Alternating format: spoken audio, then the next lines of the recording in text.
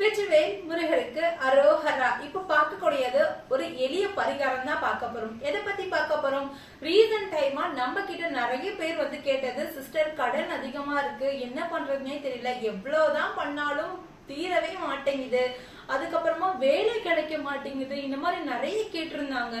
என்ன பண்றதுன்னே எனக்கு தெரியல அப்படின்னு சொல்லிட்டு அதை பத்தி தான் பார்க்க போறாங்க. ஒரு எளிய பரிகாரம் உங்களுக்கு சொல்றேன், ட்ரை பண்ணி பாருங்க. முருகனுக்கு உகந்த செவ்வாய்க்கிழமையில வர செவ்வாய் ஓரை நேரம்ல காலை 6 to 7, மதியம் 1 to 2, இரவு 8 to 9 இந்த நேரத்துல ஏதாவது ஒரு நேரத்துல சுத்தமான தாம்பழ தட்டுல தோரம்பருப்பு பரப்பி அதுக்கு மேல அகல் விளக்கு 2 அகல் விளக்குல மஞ்சள் குங்குமம் வச்சு சிகப்பு திரி போட்டு நெய்யோ இல்ல எண்ணெயோ ஊத்தி தீபம் போடுங்க. ஒரே வேண்டுதலா வைங்க.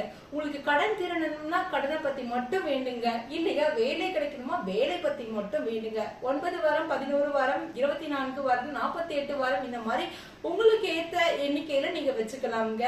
சோ நீங்க முருகனுக்கு உகந்த அந்த நேரத்துல நீங்க முருகனை மனசார நினைச்சு, அங்காரகனை மனசார நினைச்சு அந்த தீபம் போடும் போது கண்டிப்பா அந்த பரிகாரம் நமக்கு நல்ல வழியவே காட்டும். எந்த ஒரு பரிகாரம் பண்றதா இருந்தாலும் அதுல முழுசா நம்பிக்கை வேணுங்க.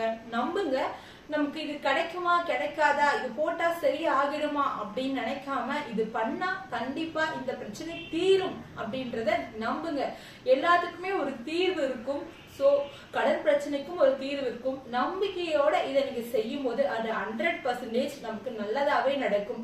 முருகப்பெருமான் மேல நம்பிக்கை வைங்க. 12 கைகளை கொண்ட முருகப்பெருமான் நம்ம வாழ்க்கையில கண்டிப்பா நமக்கு எல்லாருமே நல்லதே செய்வார். வெற்றிவேல் முருகனுக்கு அரோகரா. நன்றி.